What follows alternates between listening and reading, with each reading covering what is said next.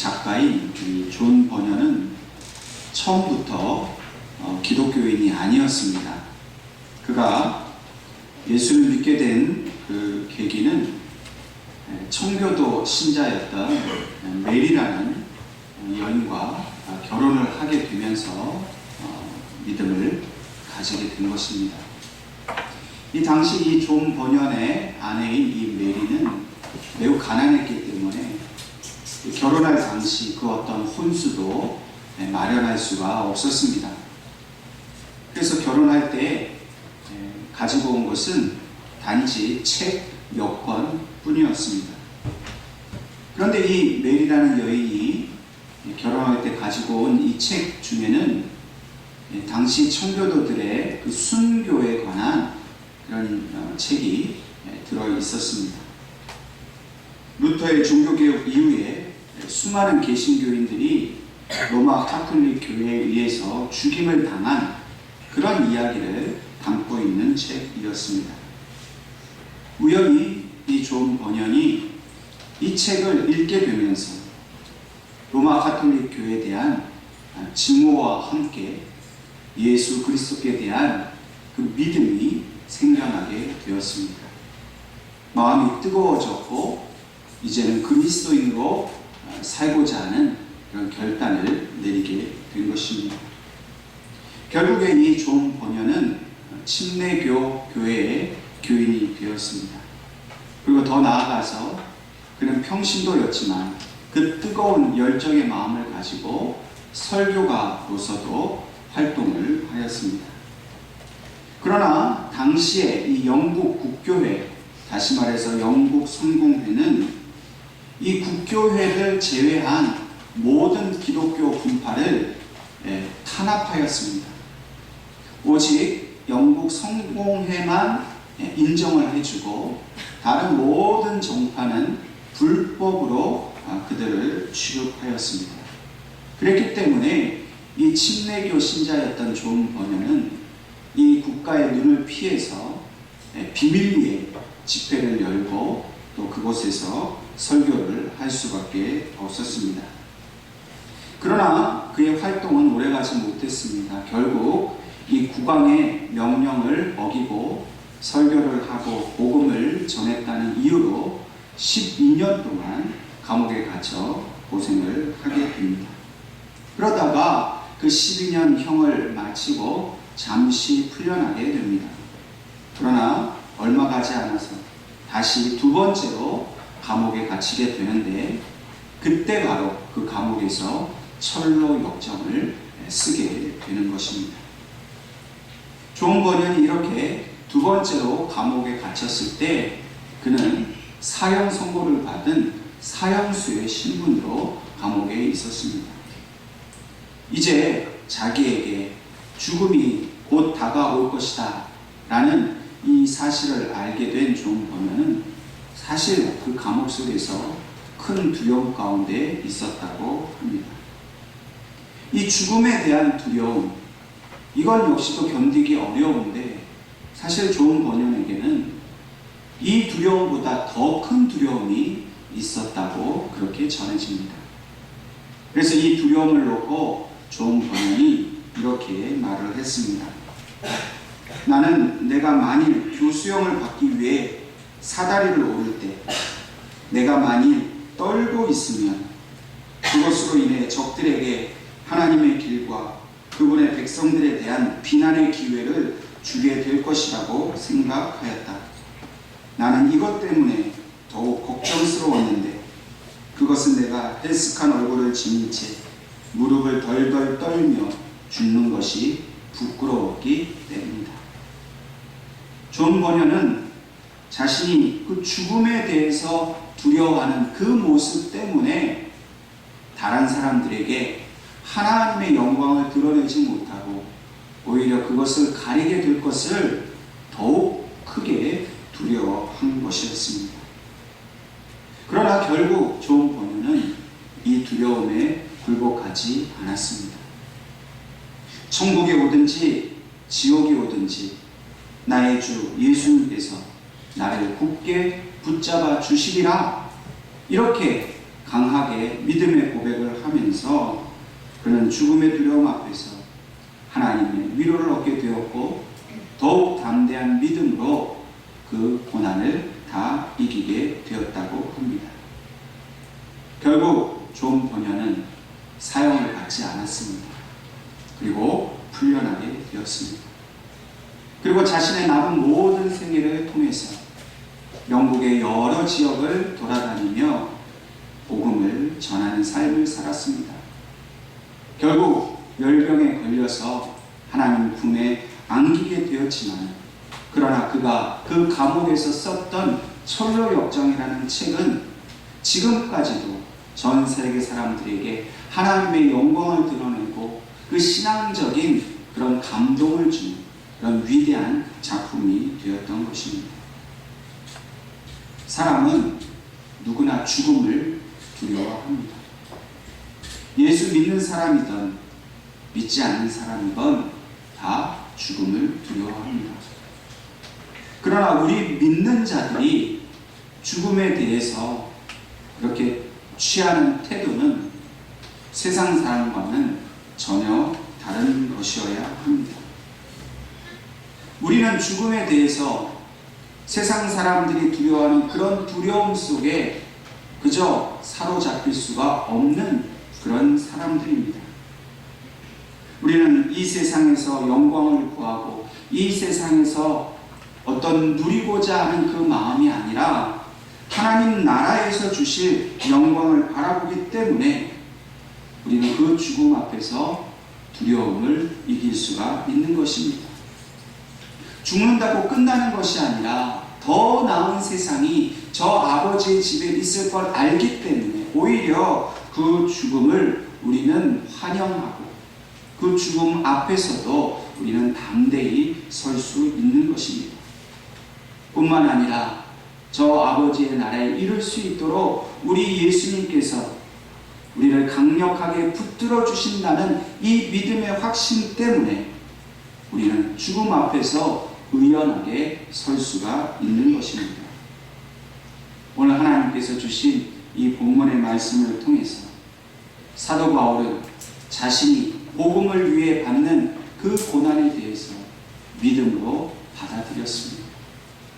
오늘 하나님께서는 이 사도 바울의 모습을 통해서 과연 우리는 어떻게 이 고난에 대한 태도를 가져야 하는가 하는 그 음성을 들을 수 있기를 주님의 이름으로 축원합니다. 이 사도행전 이 14장 또 그 앞에 있는 13장 말씀을 통해 보면 우리가 이미 알고 있는 대로 이 사도 바울이 비시디아 안디옥에서 복음을 전하고 있었습니다.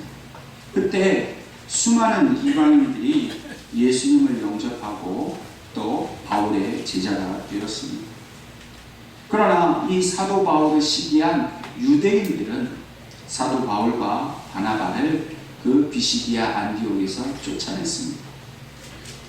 그래서 그것을 쫓겨난 바울 일행이 도착한 곳은 바로 이고니온이라는 곳입니다. 그곳에 있는 회당에 또 들어가서 복음을 전하는데 이때에는 이방인뿐만 아니라 유대인들까지도 많은 사람들이 예수를 믿게 된 것입니다. 그러나 그 유대인 중 일부는 여전히 바울을 미워하였고 핍박하였습니다. 그래서 바울은 또 그 이고니온을 떠나서 오늘 본문의 말씀의 배경이 되는 루스드라라는 곳에 도착을 하게 됩니다. 이 루스드라에 도착한 바울과 바나바가 한 사람을 만나게 됩니다. 그 사람은 나면서부터 걷지 못하는 사람이었습니다. 바울이 그 사람을 볼 때에 그의 마음속에 구원을 얻을 만한 믿음이 있는 것을 보았습니다. 그래서 바울은 즉시로 그 걷지 못하는 사람을 향해서 일어나 걸으라고 선포를 합니다. 근데 놀라운 기적이 일어납니다. 그 사람이 당장에 그 자리에서 일어나서 걷게 되는 그런 기적이 일어나게 되었습니다. 이 모습을 본 이 루스드라에 살고 있던 사람들은 큰 충격을 받았습니다. 그리고 놀라게 되었습니다. 뿐만 아니라 이 바울과 이 바나바를 그리스 신화에 나오는 제우스와 헤르메스 신이라고 그렇게 크게 떠들었습니다. 신들이 우리 성에 오셨다. 그들이 야단을 치면서 이 소식을 들은 이 제우스 신을 섬기는 제사장들이 제물과 꽃을 가지고 와서 바울과 바나바에게 제사를 드리려고 했습니다. 그러나 바울과 바나바는 자신들의 옷을 찢으면서 그들 앞에서 외쳤습니다. 나는 당신들과 똑같은 사람입니다. 신이 아닙니다. 여러분들이 믿고 있는 그 헛된 신을 버리고 예수 그리스도를 영접하고 하나님을 믿으라고 그들은 절규하듯이 외쳤습니다. 오늘 그 일에 대한 그 이후의 이야기가 저와 여러분이 읽은 이 19절 이하의 내용입니다. 오늘 19절 말씀을 보면 유대인들이, 다시 말해서 바울을 반대하고 핍박하는 유대인들이 이 비시디아 안디옥과 또 그 전에 있었던 이고니온에서부터 이곳 루스드라까지 와서 무리를 충동하였다, 그렇게 말합니다. 바울이 떠나가고 있는 이 길을 이 유대인들이 계속 쫓아오면서 바울을 회방하고 방해하는 겁니다. 그런데 이 루스드라에서 큰 일이 생겼습니다. 이 무리들이 충동을 일으켜서 결국 바울을 돌로 쳤다는 겁니다. 얼마나 잔인하게 돌로 쳤는지 사람들이 이 바울이 죽었다 생각을 하고 밖으로 내버렸습니다. 사실 이 루스드라 사람은 바울이 걷게 되지 못한 사람을 고치는 기적을 보았습니다. 하나님의 능력으로 예수의 이름으로 기적을 행한 것을 보았는데 그만 유대인들의 충동에 의해서 그들의 마음이 180도 바뀐 겁니다. 바울을 신으로 여겼던 그 마음을 오히려 이제는 바꾸어서 바울을 저주하고 돌로 쳐 죽이는 그런 잔인한 모습을 보여주게 되었습니다. 오늘 이 모습을 통해서 하나님께서는 우리에게 무엇을 말씀하고자 하시냐면 단지 기적만으로는 사람의 영혼을 변화시킬 수 없다는 것을 우리에게 말씀하십니다. 바울은 이 루스드라 사람들이 이 기적에 놀라는 것이 아니라 바울이 전하는 예수 그리스도를 받아들이기를 원했습니다. 그러나 사람들은 결국 자신들이 믿고 싶은 대로 믿었고 또 그 믿음이 아니라고 판단되었을 때는 그들의 그 잔인하고 그 사악한 본성에 의해서 바울을 돌로 쳐 죽이고자 한 것입니다. 오늘날 이 시대를 살아가는 사람들도 사실 기적을 보기를 원합니다.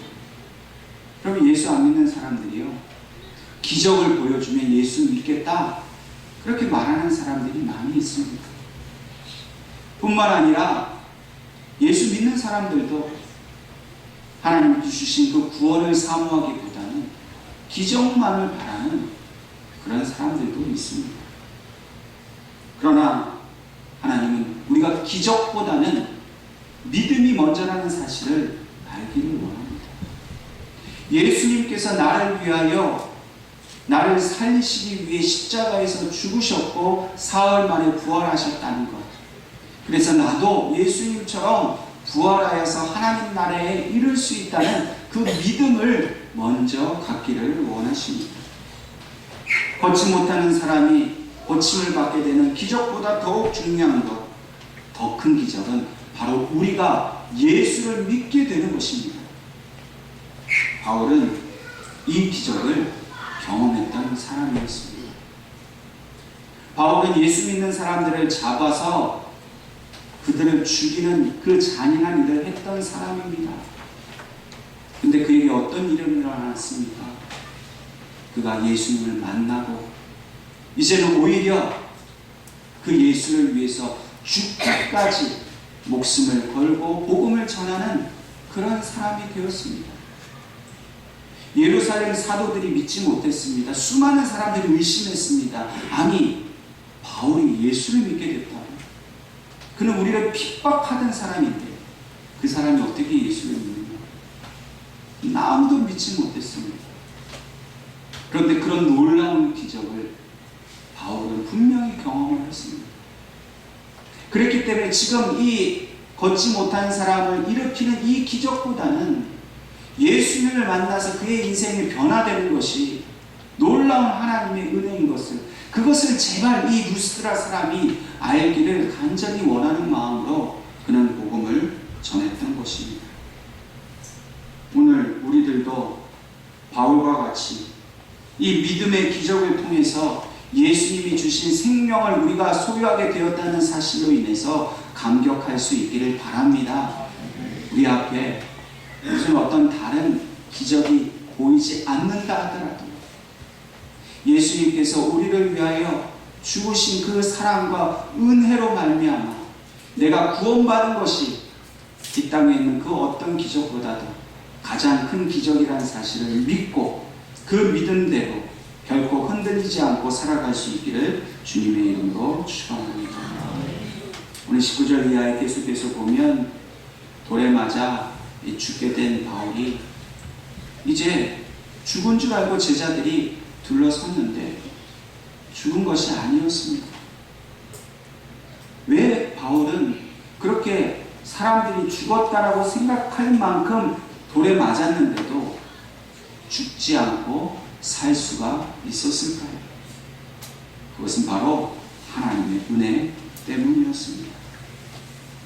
뿐만 아니라 20절 말씀을 보면 바울이 사람들은 죽었다고 생각할 만큼 그렇게 중한 이런 상처를 받았음에도 불구하고 그가 그 자리에서 일어났습니다. 우리 같으면 아마 이 실려서 119에 실려서 가야 되는 상황일 텐데 자기 발로 다시 그 루스드라 성에 들어갔다가 그 다음날 바나바와 함께 더베라는 곳으로 갔다고 그렇게 성경이 기록하고 있습니다. 더베에서 또한 복음을 전하였습니다. 그렇게 두드려 맞았는데 좀 쉬어도 좋을 텐데 쉬지 않고 그는 그가 해야 할 복음을 전했습니다. 그러자 그 더베라는 곳에서도 또 많은 사람들이 예수님의 제자가 되었습니다. 또한 21절을 보면 바울이 다시 루스드라로 향했다 그랬습니다. 그럼 루스드라가 어떤 곳이죠? 사람들이 돌로 쳐서 바울이 죽을 뻔한 곳입니다. 무서워서라도 다시 돌아갈 수 없는 곳인데 바울은 그 루스드라를 지나서 또 이고니온을 지나서 안디옥으로 가서 자신이 복음을 전하며 지나온 길을 다시 되돌아가서 그곳에 세워진 주님의 제자들을 격려하고 돌보는 일을 했다는 것입니다. 마치 돌에 맞은 적이 없었던 사람인 것처럼, 마치 죽을 뻔하지 않았던 것처럼 너무나도 건강한 모습으로 그는 자신의 그 복음 전파의 사명을 지금 잘 감당하고 있습니다. 어떻게 이러는 일이 일어날 수 있을까요? 어떻게 멀쩡하게 이렇게 아무 일도 없었던 것처럼 쉬지도 않고 이렇게 복음을 전할 수 있었을까요? 그것은 바로 복음을 전하고자 하는 이 바울이 가진 환난에 대한 태도 때문입니다. 바울은 이 돌에 맞아서 죽을 뻔한 이 환난 때문에 당하는 육체적인 고통을 이길 만큼 그의 심령이 강건해졌습니다. 여러분, 한번 상상해 보세요. 우리 같으면 내가 이렇게 돌까지 맞아가면서까지 복음을 전해야 하나? 여러분, 그런 마음 들지 않겠습니까? 내가 이렇게 깨지고 피나고 죽을 만큼 아프면서까지도 내가 예수 믿고 복음 전하는 삶을 살아야겠나? 낙심되지 않겠습니까? 우울에 빠지지 않겠습니까? 나 이거 하기 싫다고 무기력에 빠져서 진짜 도망가지 않겠습니까? 그럼 마음이 약해지고 우울에 빠지고 낙심하고 부정적인 생각이 들면요, 작은 상처도 굉장히 크게 느껴집니다. 그러나 반대로 이 환난도 하나님이 주신 은혜라고 그것을 받아들이게 되면요, 죽을 정도로 돌을 맞아도 그게 안 아픈 거예요. 진짜 안 아파서가 아니라 하나님께서 그 심령에 충만한 은혜를 주시니까 이 정도 고통쯤은 아픔을 느끼지 못할 만큼 그에게 하나님이 큰 힘과 능력을 주신다는 겁니다. 오늘 바울이 이 은혜를 얻었기 때문에 그는 돌에 맞았음에도 불구하고 자신이 해야 할 복음 전하는 일을 쉬지 않고 그 일을 해나갈 수가 있었습니다. 뿐만 아니라 22절 말씀을 보십시다. 제자들의 마음을 굳게 하여 이 믿음에 머물러 있으라 권하고, 또 우리가 하나님의 나라에 들어가려면 많은 혼란을 겪어야 할 것이다, 그렇게 말하고 있습니다. 바울은 이미 이 전도 여행을 떠날 때 돌에 맞을 것을 각오하고 복음을 전한 것입니다. 내가 복음을 전하고 예수를 전하면 많은 사람들이 나를 환영해주고 영접해주고 먹을 것도 많이 주고 좀 와서 쉬라고 쉴 것도 제공해주고 나를 굉장히 귀하게 여겨줄 거라고는 단 한 번도 생각하지 않았습니다. 내가 복음을 전하는 일에는 분명히 어려움이 있을 것이고 말할 수 없는 고통이 있을 것이지만, 그러나 주의 영이 나와 함께 하시기에 그 두려움에도 불구하고 나는 이 길을 가겠다라고 결단하고 떠난 것이 바로 바울의 마음이었습니다. 그래서 그 모든 도시마다 거기서 예수를 믿게 된 제자들을 만날 때마다 너의 마음을 굳게 해라. 환난이 오고 어려움이 와도 결코 이 믿음에서 떠나지 말고 온전히 머물러 있어야 된다. 왜냐하면 하나님의 나라에 들어가려면 이러한 환난이 오는 것은 너무나도 당연한 일이다 라고 말하고 있는 것입니다. 비록 사람들에게 거절을 당하고 욕을 먹고 비난과 멸시를 당한다 하더라도, 심지어는 돌에 맞아서 죽을 지경이 된다 하더라도 예수님을 향한 그 믿음의 마음이 결코 흔들려서는 안 된다고 말하는 것입니다. 또한 이 땅 위에서 예수를 믿는 것 때문에 아무런 영광을 보지 못하고 상도 누구에게 인정받지도 못한다 하더라도 오직 예수를 믿으면, 그래서 그 믿음을 지키면 저 아버지의 집에 상급이 예비되어 있다라는 그 믿음을 항상 가지고 결코 환난 속에서 흔들리지 말라고 그렇게 바울이 권면하고 있는 것입니다. 사랑하는 성도 여러분, 다 그렇습니다. 우리가 예수님을 올바르게 전하는 일, 우리가 예수님을 믿는 믿음 때문에 그 믿음 안에서 흔들리지 않고 예수님의 말씀대로 순종하며 살아갈 때에 반드시 우리에게는 환난이 찾아옵니다. 예수를 믿는 일은 환난을 피하는 일이 아닙니다. 오히려 환난이 오더라도 그 환난을 환영하고 반깁니다. 물론 힘들고 어렵지요. 그래서 그 환난 가운데 그것을 이기게 하시는 주님의 은혜를 경험하고 그것을 누리는 삶이 바로 그리스도인들의 삶입니다. 환난은 피했는데 예수와 함께하지 않고 예수님이 주시는 그 하나님 나라의 소망이 없는 삶을 살겠습니까? 아니면 환난이 오더라도